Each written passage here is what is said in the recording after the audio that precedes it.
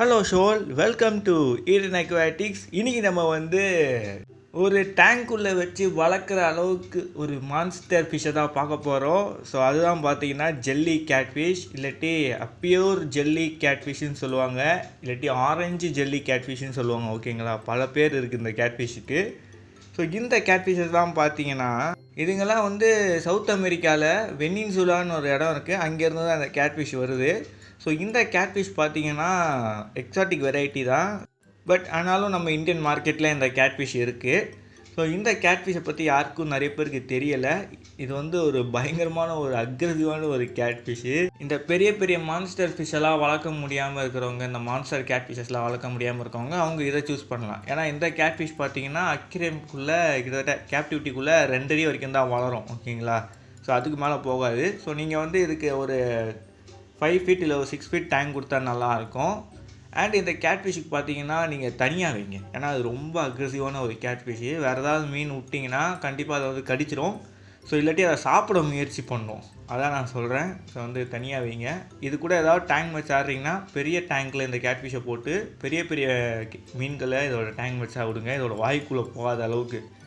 எப்படின்னா இதோட உடம்பு சைஸோட கொஞ்சம் பெரிய சைஸாகவே வச்சுருங்க டேங்க் பட்டா. ஓகேங்களா, உங்களுக்கு வேணும்னா இந்த கேட்ஃபிஷ் இருக்க டேங்க்கை நீங்கள் டெக்கரேஷன் பண்ணிக்கலாம். ஸோ ட்ரிஃப்ட்வுட்டு, ஸ்டோன்ஸ் எல்லாம் வச்சு, ஹைடிங் ஸ்பேஸ்லாம் வச்சு, அண்ட் சம் பிளான்ஸ் எல்லாம் வச்சு. பிளான்ஸ்னால் ட்ரிஃப்ட்வுட்டில் ஒட்டி வைக்கிற மாதிரி பிளான்ஸை பாருங்கள், எப்படின்னா ஜாவா ஃபன், அனுப்பியஸ் அந்த மாதிரி பிளான்ட். ஓகேங்களா, அண்டு கீழே சப்ஸ்டேட்டுக்கு பார்த்தீங்கன்னா நீங்கள் சின்ன சின்ன சாண்ட் கிரேவல் அண்டு சாண்டு போடுங்க. ஓகேங்களா, பெஸ்ட்டு வே என்னன்னு பார்த்தீங்கன்னா டேங்க் ப்ளெயினாக விடுங்க, ஏன்னா அப்போ தான் உங்களுக்கு டேங்க்கை க்ளீன் பண்ண ஈஸியாக இருக்கும். ஸோ அதனால தான். ஸோ இந்த கேட்ஃபிஷ் பார்த்திங்கன்னா நைட் டைம்லாம் ரொம்ப ஆக்டிவாக இருக்கும். ஸோ மற்ற டே டைம்லாம் பார்த்திங்கன்னா அவ்வளோ ஆக்டிவாக இருக்காது. அண்ட் ஃபீடிங்னு பார்த்துட்டிங்கன்னா ரொம்ப அதிகமாக இருக்கும். ஸோ கொஞ்சம் கம்மியாகவே கொடுங்க. நிறைய ஃபீடு இருக்க ஆளுக்கூடிய ஆள் தான் இது. ஸோ பசி அடங்காத மீனுன்னு சொல்லுவாங்க இதை.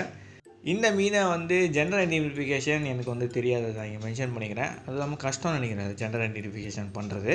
ஸோ இந்த மீனை நீங்கள் வளர்க்கணும்னு நினச்சிங்கன்னா உங்களுக்கு வாட்டர் பெராமீட்டரும் தெரிஞ்சிருக்கணும்ல. ஸோ வாங்க அதை பார்த்துடலாம். ஸோ முதல்ல பிஹெச் லெவல் பார்த்தீங்கன்னா 6.5லேருந்து 7.5க்குள்ளே மெயின்டைன் பண்ணுங்கள்.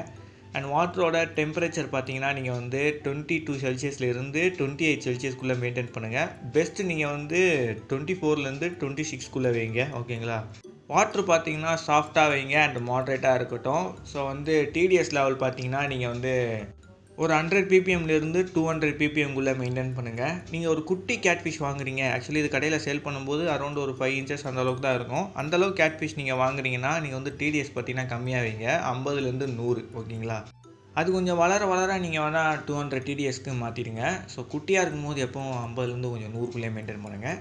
அண்ட் இந்த மீனை நீங்கள் பெல்லட்ஸ் கூட கொடுக்கலாம். ஓகேங்களா, லைஃப் ஃபிஷ் தான் கொடுக்கணும்னு இல்லை, பெல்லட்ஸ் கூட கொடுக்கலாம். அண்ட் இந்த மீன் பார்த்திங்கன்னா என்னோடய பக்கெட் லிஸ்ட்டில் இருக்குது. ஸோ எனக்கு இந்த மீனை வளர்க்கணும்னு ரொம்ப நாள் ஆசை.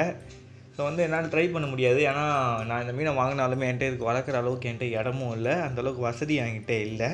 ஸோ அதனால தான் நம்ம சேனல் நல்லபடியாக போயிடுச்சுன்னா ஃப்யூச்சரில் கண்டிப்பாக இந்த மான்ஸ்டர் ஃபிஷஸ்லாம் நான் ட்ரை பண்ணுவேன். ஸோ இதையும் ட்ரை பண்ணணுன்னு இருக்குது. அண்ட் இன்னொரு மான்ஸ்டர் கேட்ஃபிஷ் இருக்குது, அதையும் நம்ம டேங்க்குள்ளேயே வச்சு வளர்த்திடலாம். அதை பார்த்திங்கன்னா ஆல்ரெடி நான் அதோட கேர் வீடியோ போட்டிருக்கேன். கிறிஸ்டல் லைக் கேட்ஃபிஷ்னும் இல்லாட்டி பிளாக் டெவில் கேட்ஃபிஷ்னும் சொல்லுவாங்க. ஸோ அது நான் போட்டிருக்கேன் வீடியோ. அது கூட ஒரு அக்ரெசிவான கேட்ஃபிஷ் தான், அதையும் நீங்கள் தனியாக தான் வைக்கணும்.